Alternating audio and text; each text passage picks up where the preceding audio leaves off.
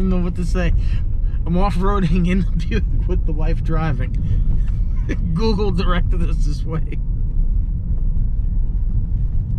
Yeah, you directed us this way. No, you put in directions. Oh boy, this is exciting.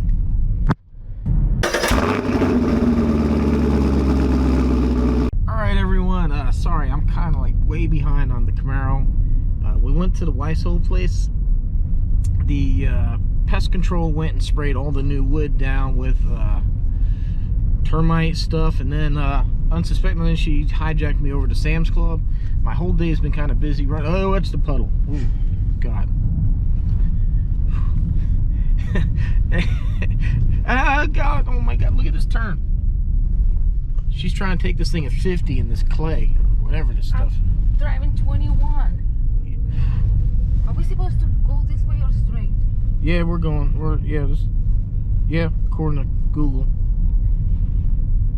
we're good. Anyhow, so yes, I am kind of far behind on the Camaro. Hopefully, I'm going to work a little bit when I get home and then try to get the car running. I don't think I have too much to do, but I've understated that several times in the past, and it's been way more than anticipated. But I do think we have a handle. This is going to be a sharp left turn, according to this. So yeah, I'm going to try to get it. There's a F-body meet somewhere, not too far from, well, won't be too bad from where I'm at. I'm not sure if it's Pensacola or Destin's. I don't know, but there's an F-body meet. I want to try to get there. It's Saturday, so the challenge is to get the car together and make it to that meet. So hopefully we're going to make it home in one piece. We won't slide off the road. So yeah, this is off-roading with the Buick. Two guys, this is insane, man. Look at this. Wow. All right, see you at the house. All right, between my back and the wife, we've been doing a lot of running around in that the past 2 days. Really haven't got much done for this. I'm not sure if I had already mentioned it earlier, so I think this vlog will go up Saturday, so I apologize, it's going to be late, but I'm kind of hoping to get a test drive out of it by holding it up. So first thing I need to do before I put any more accessories on this car is we're going to go ahead and set the timing. So some old timers there like Sparty Nation will know these tools of the trade. And I bring this up because it's been a long time since cars have had distributors, and you need something like a timing light. I didn't even have one. I used my dad's back when I had in high school and I had my 69 Camaro. I used his, but I haven't needed one since then. So I had to go to Harbor Freight and get this. And then there's this funny looking wrench. This is a distributor wrench. This is designed to go. Here, let me show. Actually, yeah, look at that. I got the distributor here. So you have your distributor. There's a clamp. And I apologize if you know this stuff. There's a lot of people maybe not that familiar with this. So we're doing this for them. All right, guys? So there's a clamp right here, about midway, that holds this thing down. And this wrench goes under the cap and it allows you to tighten the hold down. So this is how you adjust the timing too. You manually just take this thing and you turn it in the engine. And this is how you advance or retard the timing. If it's too far out, then you have to pull it out and move this one gear, which will rotate that. So we're going to go ahead and start it up and get this timing set, and then we can go ahead and start working on stuff. I'll probably work on my throttle cable while this thing cools off. So let's go do some timing. Whoa, man, that's the good stuff. Don't forget, man, you can buy your own Project Z28 merchandise on my Teespring store. Links down below. So, man, hopefully today is the day we'll get the car dropped on the ground and driving. I said before, apology for the delays. Life kind of kicks in a little bit. Cars, coffee, life. I've had the termite issues with the other place. We had to go there yesterday, get that stuff taken care of. So I haven't been home. My video's late. So I just kind of hold off. I really want to give everybody that driving experience. Kind of promised that in the last video, and I don't want to let anybody down. I want to get this car on the ground, hopefully driving if we don't have any problems. I got the timing set last night, much to the neighbor's delight. At 9 o'clock, running this thing with the open Y pipe. It's just 2 headers and a Y pipe. It was loud, man. My ears were ringing, but we got it done. It was a battle. The car does not want to idle. Basically, when you do this, you have to unplug a connector so that way the computer doesn't adjust the timing, because we're setting a base timing. The computer will make adjustments off the base, but you have to do a base static timing, and the car really does not want to run on that base timing. I had to keep manipulating the throttle, so I'm not sure if I need to try to reset that IAC valve, the idle air control, or what's going on.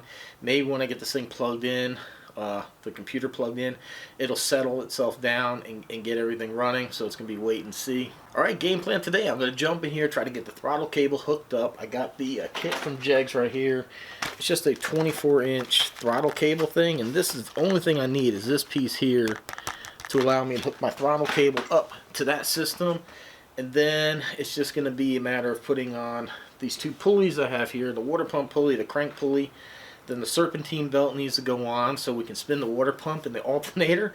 Be good stuff. And the AC, necessity here in the south. Then radiator hoses, because the car wants coolant. Put in the fans, the shroud on the top, and I'm thinking that's about... Oh, heater hoses. We got to hook up the heater hoses because we don't want the coolant shooting out. And then I think we can go ahead and get it started. So I apologize for the delay and everything. I really just want to give you guys a good video. I want you to hear this car run on its own and be on its feet. You know, enough of the will it's going to start and all that stuff, man. We know it's going to run. Hopefully we can get it down the ground. I do want to check the rear end fluid before I lower it. And I need to run the auto parts store and try to get like a bendy pipe maybe to hook this thing up so I can drive it tomorrow. So let me go ahead and get to that. And before I do, the post office just came by. I had ordered some stickers from Teespring and they got lost in the mail. So that they went ahead, no questions asked, sent me out new ones, and I just got them. So what do you think about these bad boys, huh? They're a little bit more three-dimensional. They're a little bit bigger, kind of easier to read compared to the coffee cup here. So pretty good size. I like them. I'm happy with this. These look pretty freaking cool. So if you want them, like I said, links down below, Teespring store. If you buy stuff, I get a little bit of money off of the sales, and it helps to fund all this stuff because, as you guys know, I haven't worked in close to a year. Money is drying up, so I really, really need this channel to either grow, get some ad revenue, or, you know, we need to do something. So let's go ahead and try to get this car running on the ground. I'll check back in a little bit. Oh, I am properly tired. I stayed up to 2 in the morning working on this car to try to get it ready for this F-Body car show event. And I ran into quite a few problems, or not quite a few, we ran into a couple of problems. So let me go ahead and show you what we got done. So from here to here is my super slinky exhaust pipe. So that's just a temporary fix so I can get to an exhaust shop. Sorry if you hear a noise. It's a space heater right here because it is properly cold here. Luckily, Borla gives you 3 pipes when you buy the cap back system: a 3-inch, a 2.5, and a 2-inch to fit your various fittings. So I was, not that I want to use the 2-inch, but I was able to use I needed the 2-inch to get that slinky in there. So what do you guys think? Looks like a proper engine again, doesn't it? AC compressors in, my delete pulley, brand new power steering pump right down here. Everything is in. So we've had one minor setback which keeps me from driving it.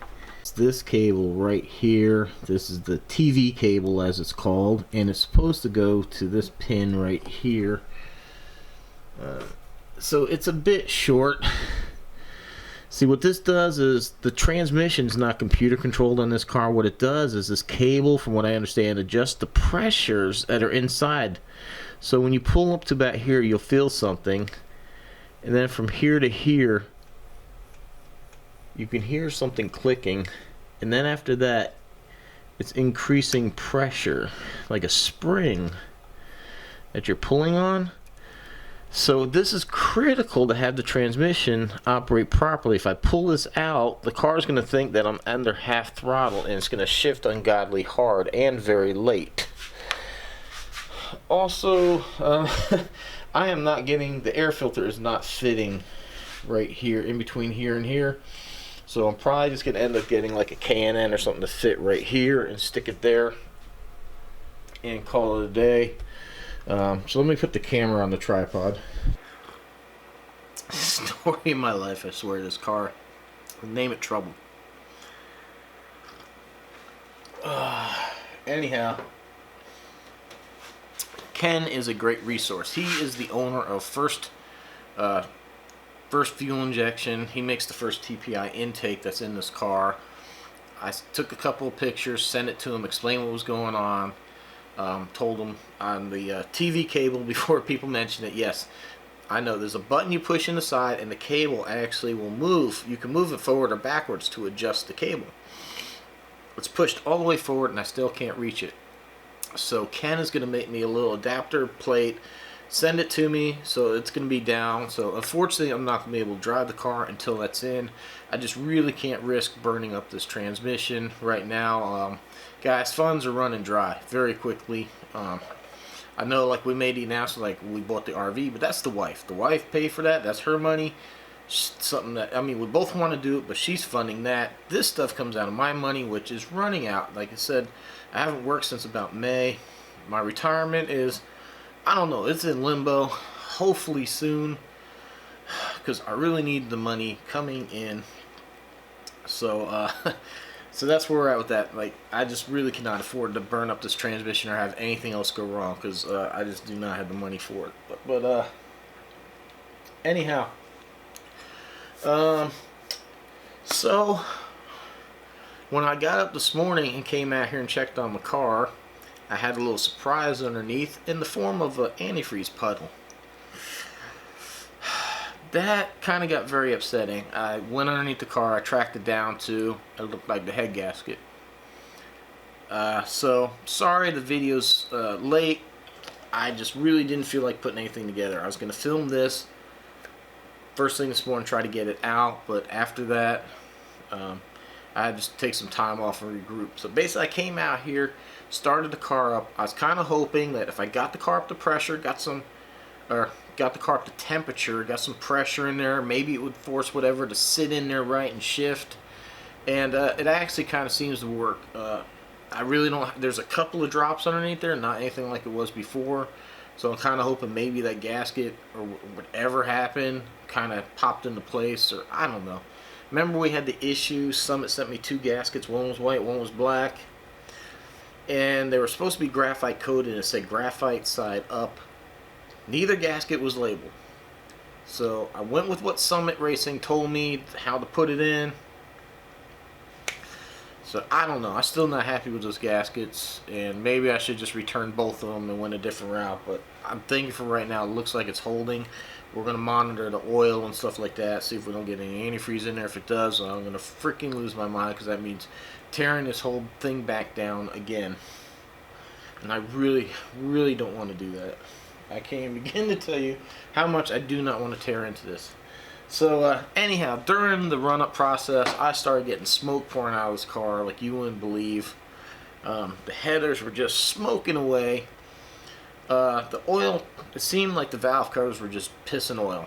I guess probably my fault. I didn't have them torqued down enough. I'm kind of in that old school. The last time I did valve covers or took any off was my 69 Camaro, and it had the perimeter bolts, 4 bolts on the very outside lip. Those of you that mess with those know that if you torque those things down too far, they were very unforgiving. They were prone to leaking. Even if you did a good job, they were still prone to leaking. I remember they even sold metal bars and went underneath the bolt to try to spread the pressure out. Kind of helped, but still a horrible design. Now what they've done, like these, the bolts are in the center, and it took away that hole that was in the gasket.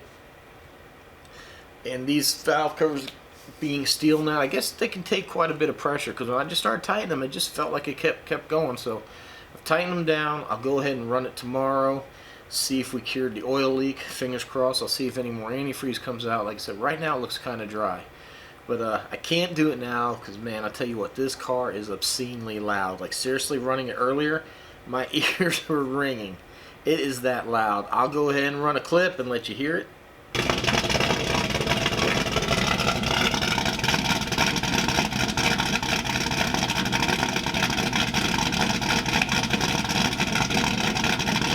How that sound? I mean, I don't think the camera could really do it justice. But the nice thing with the Borla is the pipe comes out, and before it goes into the muffler, there's a triangular flange back there.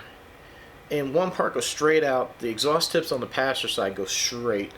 The other one makes a curve and goes through the muffler. Well, they give you 3 plates. One blocks off the other tip and makes everything go through the muffler, which I really don't want to do. They give you this one that deflects a little bit of air. I'm thinking about trying this one. I'm not sure how much power it'll hurt, but I'm thinking about putting this one in, see what it does. Worst case, you have, or I guess worst case is plug it off, but the next step would be to go to the smaller one, to the even smaller one, to try to put more exhaust through the muffler to try to calm it down, because it is loud. It is really, really loud with that cam thumping. It's gonna wake up. It's not very neighbor friendly. There's no way I'm pulling in and out of here that late at night, or I can't even tune it in the garage, because I try to be a considerate neighbor, despite the guy that lives behind me. But I try to be considerate to my neighbors. You know, my deputy that lives next door, he's a night shift guy. He gets home whatever, 2, 3 in the morning. So, you know, I try to wait till at least noon or so I'm not waking them up. Try to be considerate of the people, because I've worked nights and I know what it's like. But anyhow, that's the update on the car. Sorry, this is out of my control. I really hope to have this car on the ground and driving, but for the most part it does seem to be running. Fingers crossed that this head gasket thing isn't going to come back. It isn't going to haunt me and we have to tear this thing down. Just fingers crossed. Like I said, I'll run it tomorrow. I'll show you that in the next vlog. We'll see if there's any more fires from oil spitting out of valve covers, any more antifreeze. And we're going to wait on Ken. Oh, also, I cannot get my factory air filter on.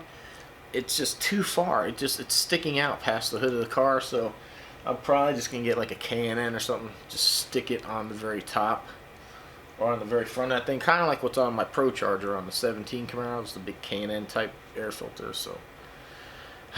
Man, guys, thank you very much for the support. Like I said, I haven't worked for a while. YouTube, well, I have my military retirement, but it doesn't cover everything because I had car payments based on my job.